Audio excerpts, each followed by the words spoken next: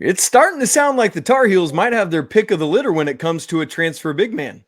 So, who's it going to be?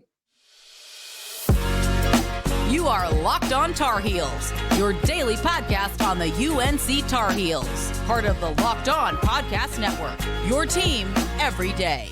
Hey there, what's up? It's Friday, April 12th, 2024. Welcome into the Locked On Tar Heels podcast, the only daily North Carolina show out there. I'm your host, joined by our good man, Coach Pat Kilby. Always good to be together, and you're joining us at the place to get your Tar Heels content every day. Thanks for making us your first listener watch, and we want to say a special shout out to all you everydayers out there, as well as the Locked On Tar Heels Discord community. Thank you all for being here. Coming up on the show today, Pack. Thursday was a wild day of transfer news for Carolina. It just felt like every couple hours there was news about somebody that Carolina had contacted or a visit that had been scheduled or something of that nature, which I love, man. It was hyper. It was active. Let's get some of this going, and so it's great to hear. Pack and I are going to unpack a lot of that today. Also, earlier this week, a gentleman on the CBS network had stuck his foot in the mouth when creating a top 5 list for the past 50 seasons. So you know what I did, folks? I'm the stat head. I made a system to prove it wrong. We'll talk about that later as well. Pack, here's where I want to start. There are at least, I'm going to say 4 big men that Carolina is at some level of discussion with right now, that as far as we can best tell, right? Like, I appreciate that Coach Davis likes to keep stuff close to the vest. And so, until official information comes out, I guess it's hard to really know, but we've had some very reliable sources talk about visits and phone calls and stuff like that. So, Pack, we're feeling pretty good to be able to talk about some of this. Speaking of the front court, let's just get this out of the way right out of the gate. There was a Harrison Ingram Instagram video going around on Thursday, and I think people took that, or some people at least took it as Harrison Ingram's back. I even got some people tweeted me and like, hey, Isaac, you dummy, Harrison Ingram's back. No, folks, it was a year 3 recap. It said year 3, something, or like run the motto. I can't even remember what it said, but it was year 3. This was his 3rd year of college, 2 years at Stanford, this year at North Carolina. So just hopefully he comes back, but we don't know that yet. So, Pack, the 4 guys I want to talk about are Cliff Omoruyi from Rutgers, Aaron Bradshaw from Kentucky, Oumar Ballo from Arizona, and Danny Wolf from Yale. By the way, the reason we're not going to talk about Maxime Reynaud as part of this conversation is I have it from a very reliable source close to the Stanford program that Reynaud is quite seriously thinking about just actually staying at Stanford to finish his degree there. There's nothing certain on that yet, but for that reason, we are not going to talk about him in this segment. So, Pack, as you look at these 4 guys, Omoruyi, who Carolina has just been connected to, they've gotten involved with him, from Adam Zagoria, who does Zag's blog, very trustworthy. From Inside Carolina, quote, the North Carolina coaching staff has held multiple conversations with Kentucky transfer center Aaron Bradshaw. Oumar Ballo has scheduled a visit to North Carolina. He's going to Indiana April 14 to 16, Louisville April 16 to 18, Kansas State April 19 to 21, and then Carolina and Florida the following week. That's a busy schedule for the big man.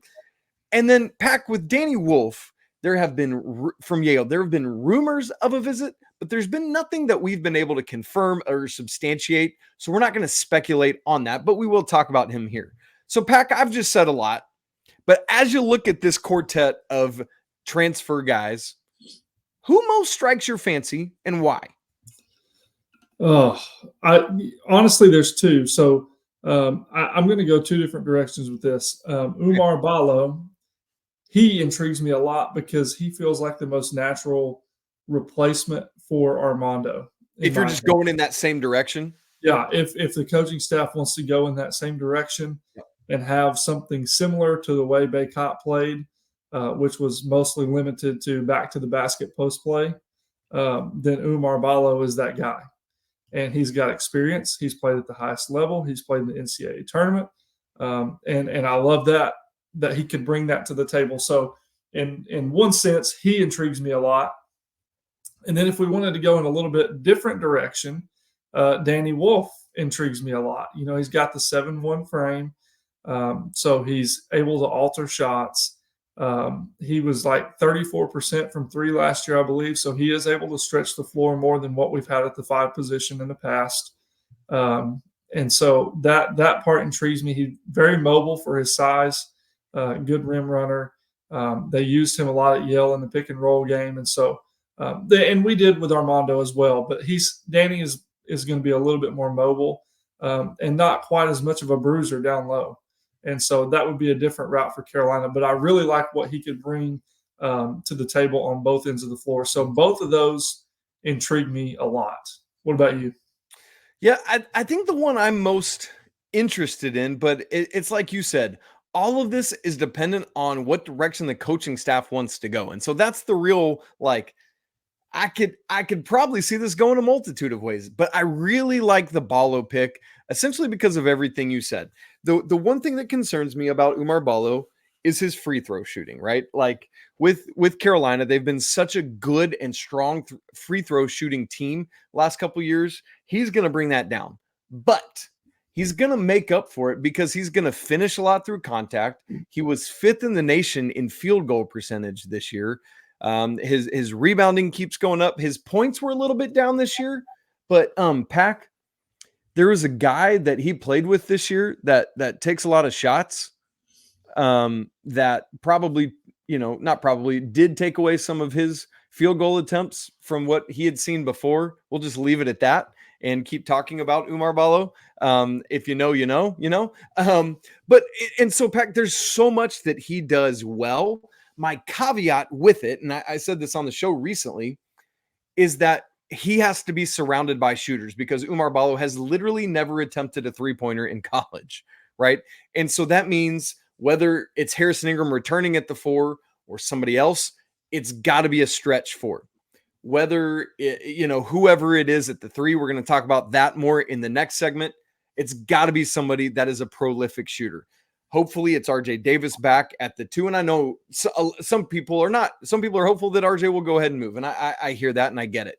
But if it's not RJ, it's got to be somebody that is a reliable outside shooter, because we think Elliot will take a jump next year from outside, but we don't expect him to be lethal by any stretch of the imagination or even a high volume 3-point shooter. Clearly Ballo would not be. So for me, positions 2 through 4 all have to be able to do that if Ballo's the guy. If he's not, there's other options, right? And let's talk about Bradshaw, because we haven't mentioned him. He is somebody that I believe this year was really hampered by the injuries that he suffered early in the year. There's just this thing for freshmen where it's just hard to get into the rhythm of the game when you miss a lot of the beginning of your freshman season and some practices and stuff. And that was what happened to Aaron Bradshaw at Kentucky. I am intrigued to see what the full-on version of Aaron Bradshaw looks like. And so that's somebody that I would like Carolina to at least very seriously consider. But Pack, as you well said, he's somebody that just doesn't have the same level of experience. He lost the only NCAA tournament game he's ever played to Oakland this year. And Jack Golke, shouts to him. And so I just don't, and there's certainly some questions from everything I've seen and read about Bradshaw this year. So I don't know about that, but Cliff Omoruyi from Rutgers would be kind of a similar thing to Ballo, where he's got not a lot of postseason experience, but he does have a lot of college basketball experience. So that intrigues me as well. Pack, anything else on any of these guys or responses to any of that? Yeah, as far as Bradshaw goes, I didn't really get a chance to say much of a word about him, but I did want to touch, I think, when it comes to looking at ceiling of these 4 guys, I think personally Bradshaw has the highest ceiling. That's a great word. And so in one sense, that's super intriguing for Carolina to pursue that. But he may also have the lowest floor. And so when you look at that, it's like, God, it's almost kind of a gamble. And I know that Bradshaw is a really good player, and I love what he could bring but there's also a lot of concerns. You know, he does have a smaller frame. He's already battled some injuries. He lacks that experience. And so that's a bit concerning to me. But like I said, you could gamble and he could maximize his potential and hit that ceiling and be the five-star recruit we all thought he was coming out of high school. And so to me, that was just more of a gamble. But I am super intrigued with him. I do have a question for you, though. I wanted to ask you. We didn't talk about this before, but do you think of any of these four big men, do you think if they come to Carolina that they're guaranteed the starting spot? I don't want to say guarantee about anybody because you got to earn it. And I know that's a Hubert Davis thing, right? Like he's not going to give or state like, hey, if you come, you're a starter. But I'll say it this way, though.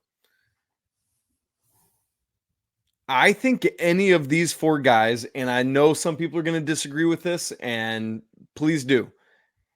I think any of these four guys would be the starter over Jalen Washington. I agree. Do you? I do. I agree. So these guys just have, I mean, the other three have so much experience. Bradshaw doesn't have the experience, but he has the ceiling we talked about and the unbelievable length and shot blocking ability that he would be kind of almost one of one in that regard next year in basketball with his length and athleticism and height. And I mean, here's the other thing, Pac. If Carolina wants to, and we just don't know, but there is a real world where they could pursue two of these four or two of, others because they might think it gives them a better ceiling. But I don't know what that would mean for Jalen Washington. And that's the difficulty of the transfer portal is it's just anything could happen. There's so many possibilities that could happen in college basketball in 2024 and beyond. Yeah. And, I'm just putting this together in my mind now, but I don't want to forget about James Brown coming in the recruiting class.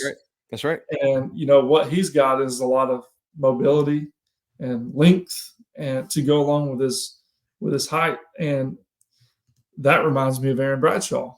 Yep. And so we talked earlier about going in a different direction from Baycott if the staff chooses to do so.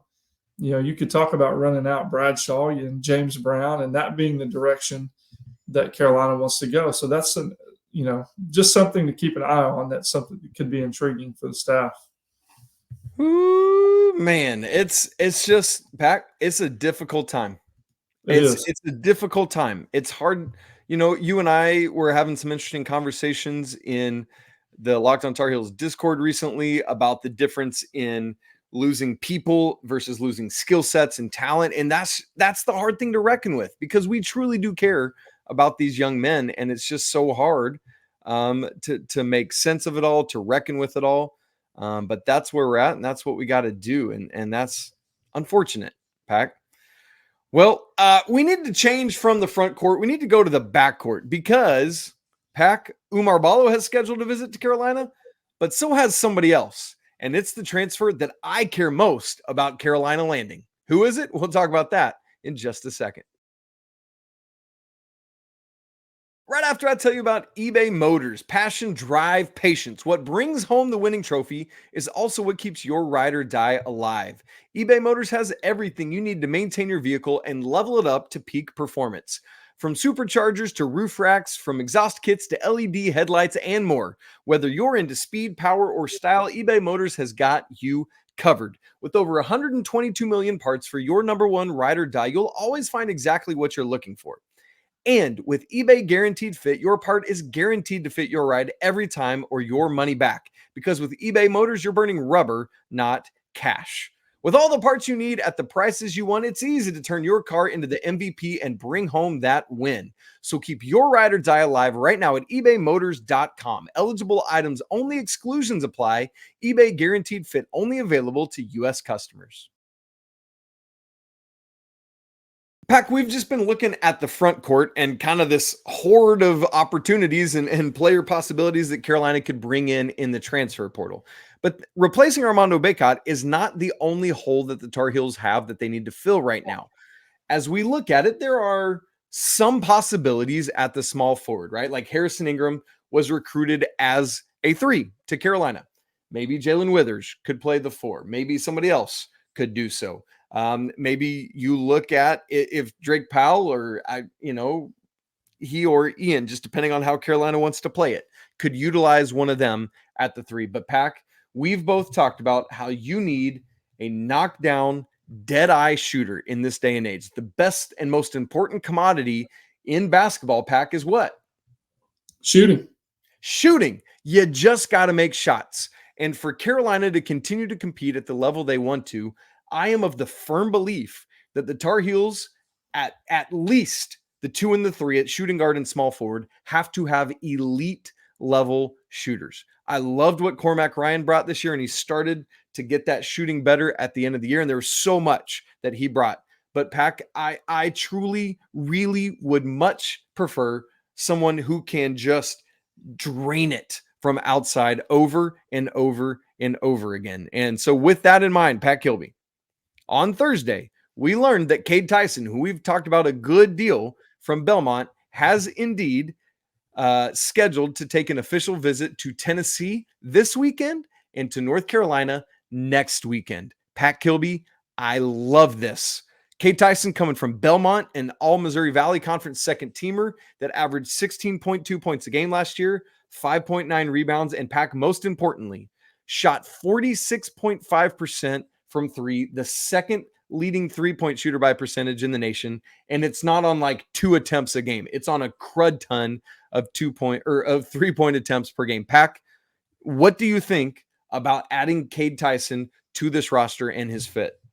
Well, I agree with you. I think he's the most important transfer for us. And it's not like he just shot 46.5% this one season.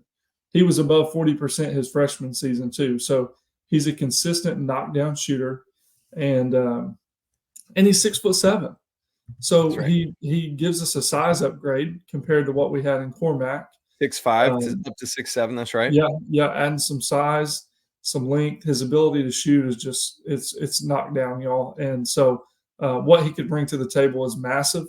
And he does still have that experience. You know, he's already got 2 years under his belt, so he'd be coming to us as a junior, which would give us 2 years of eligibility potentially. Bingo. That's massive, right? Yep. Yeah, creating some consistency and continuity. Unless he just comes and goes off and maybe he goes to the NBA draft, but you like to think we get 2 years with him.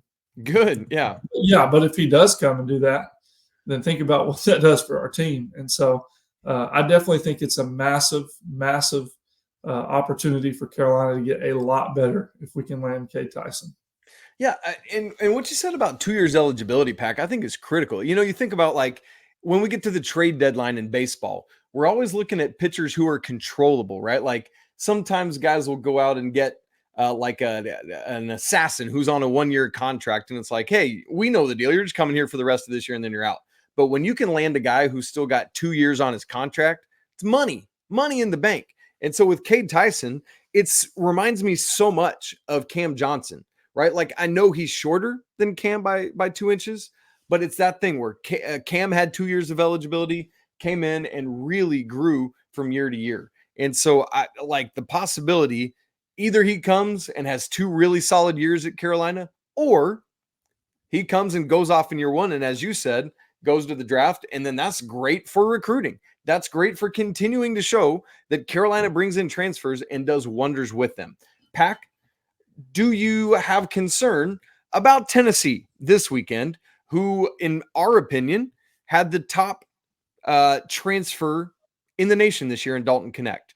Do you think that Rick Barnes can parlay that into landing Kade Tyson even this weekend? You know, that's a good point. It's a possibility. It certainly doesn't hurt that he can say, look what we did when we got Dalton Connect.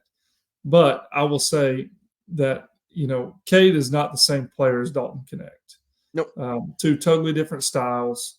Dalton was able to dominate the ball with an on-ball presence and his ability to create his own shot. Kade, it's not that he can't do that, but he thrives off of more of a Carolina style where Good guard play creates shots for him, and he's able to just catch and knock down at a super high rate. And like I said, he can still create his own, but he's going to be more of your catch and shoot, run him off screens type player. And so I think that bodes well for Carolina.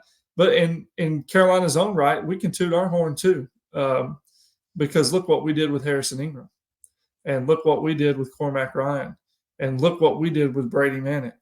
So, I mean, there's a track record that Hubert can point to of successfully developing transfers in his own right. I like it. Going to be interesting to watch. As of now, those are the only 2 scheduled visits we know of. What we're uncertain of at this point is if that's because he's not going to schedule anymore, or if it's just that's all he's scheduled. So we'll have to keep our eyes out for that. Pack, also want to mention in passing that we learned that Carolina has contacted Jordan Pope, who is a transfer out of Oregon State. As expected, both Oregon State and Washington State, you just got people leaving their programs left and right because they are the lone 2 Pac-12 schools that are not staying at the high major level. They're actually joining the West Coast Conference next year. And so I get it. It stinks for those programs, but everyone's going to want to transfer and stay at the high major level. And so Jordan Pope is transferring out of Oregon State. And Jordan Pope this past year, 17.6 points per game, shot 37.1% from 3 on 5.6 attempts, 50% from 2, 87.9% from the free throw line, dished out 3.4 assists a game. And so Pack, there's a lot he brings. He's a little bit bigger than an RJ, 6'2", 165. And so Pack, I think, well, let me ask it to you, because you expressed some emotion to me about the thought of even getting involved with Jordan Pope. Would you talk about that? Yeah, my only concern is just that it points to, potentially the staff thinking that RJ is going to be leaving, which I got to be honest. If it would come down to Pope or RJ, I'm taking RJ 10 out of 10 every day of the week, 100%. Yeah, and twice on Sunday. But Pope, he's a great player. I watched some of his stuff, and he's a really good shot creator. And obviously he can pass the ball, 3.4 assists per game, and had to do it for a team that's not nearly as talented as what Carolina is. So we know that Pope can score. I just personally prefer for RJ to come back because of how good he is, and I just want him to be able to cement that legacy. And so Pope feels more like an insurance. Hey, if RJ does go, we've already made contact with this young man right here, and someone we feel could slot in for what RJ offered to us. Well, and let's remember, he hit it's funny, we were talking about Oumar Ballo earlier. Jordan Pope hit a ridiculous game winner against Arizona back, I don't know, several weeks ago towards the end of the regular season, actually at home in Corvallis. So crazy stuff there. So we'll keep all our eyes on that. At this point, it's just they've made contact with them. We don't have much more information beyond that at this point. But Pack, I love to see Carolina getting involved with all these guys. I love to start seeing some movement and some momentum with it. And you know what that means? Carolina is a destination. It's a place to be. We want to talk more about that, and we'll do so coming up in just a second. Right after I tell you about Game Time. Now that the tournament's over, it's time to go get a game in at the ballpark. Maybe it's a last-minute trip to an MLB stadium, or you and a group of friends just decide to go downtown at the last moment to hit up a game. Well, great news. Game Time is now an authorized ticket marketplace of Major League Baseball, which makes getting tickets even faster and easier. Prices on the Game Time app actually go down the closer you get to first pitch. They've got killer last-minute deals, all-in prices, views from your seat, and their lowest price guarantee. Game Time takes the guesswork out of buying MLB tickets. I love their last-minute deals thing.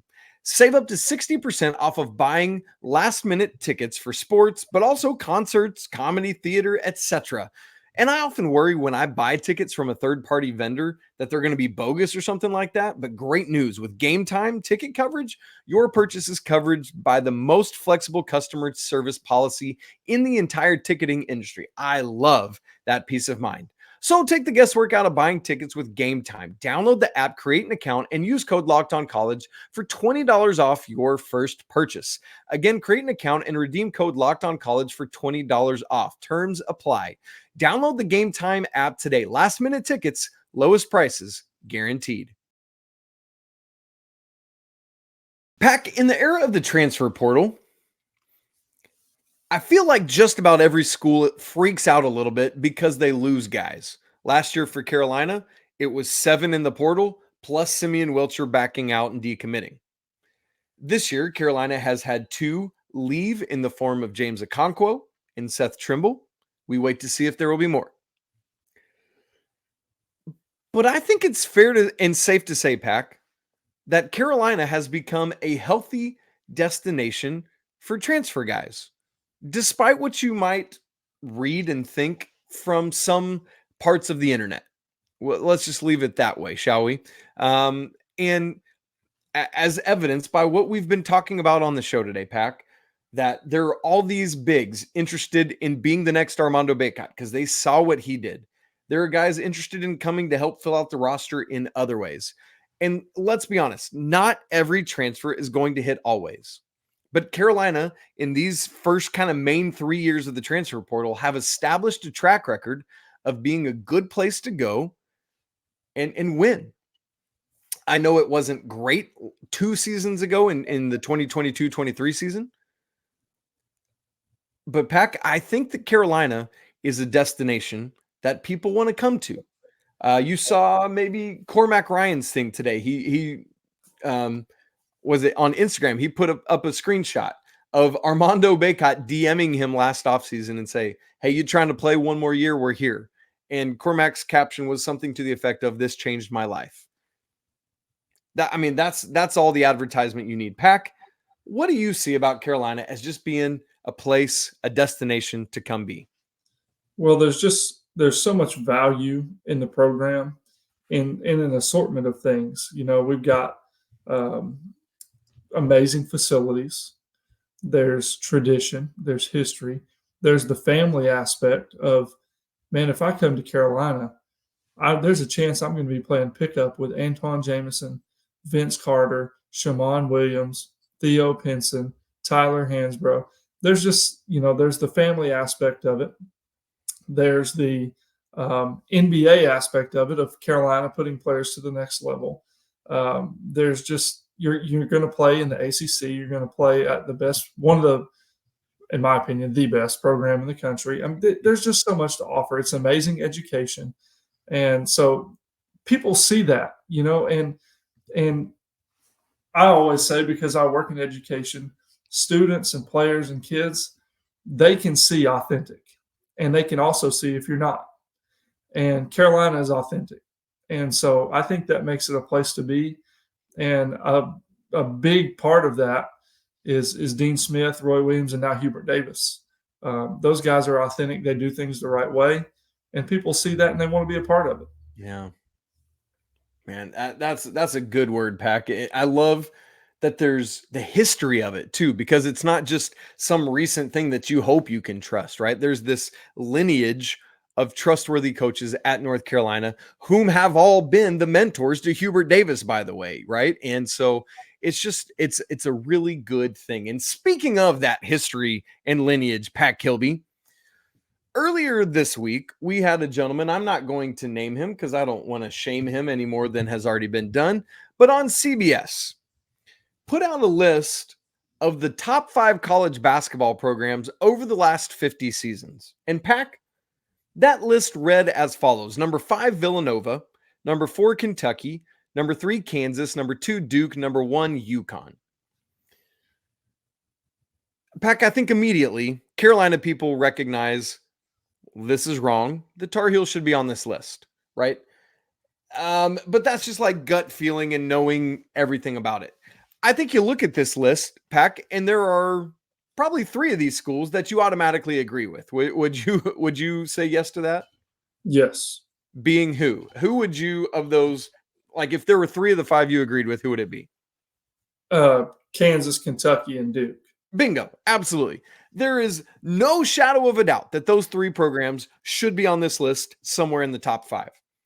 So, Pack, you know what I did on Thursday? I said, I feel like the Tar Heels should be on this list, and maybe some other schools as well that aren't.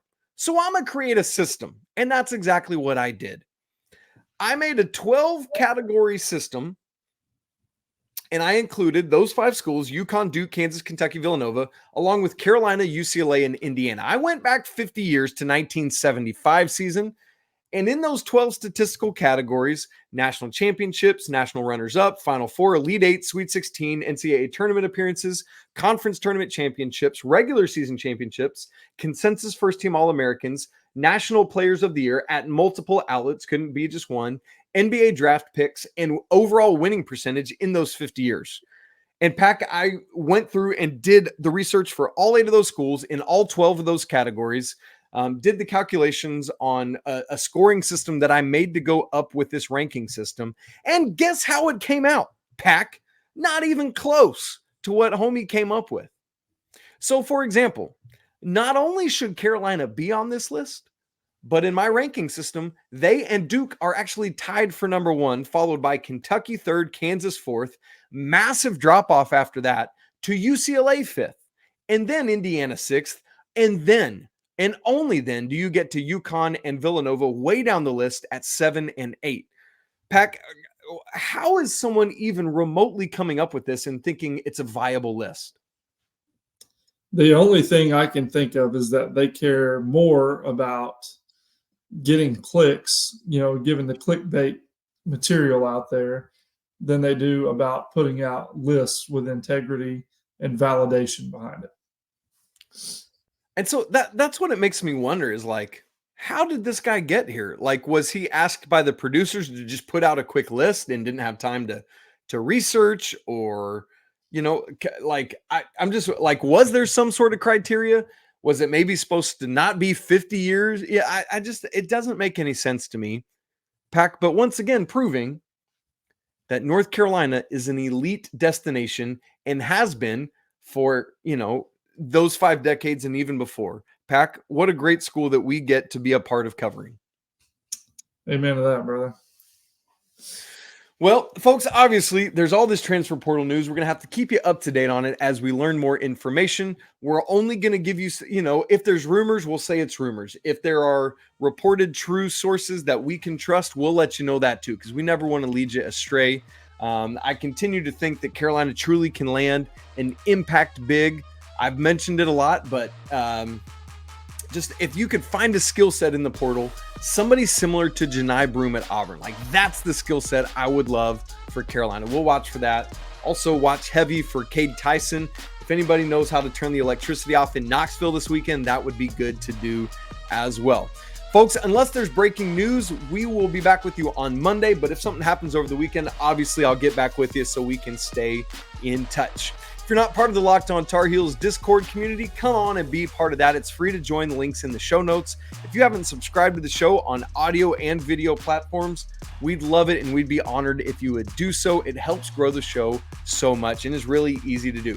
By the way, on YouTube, you should hit that bell notification so you know when I go live after breaking news.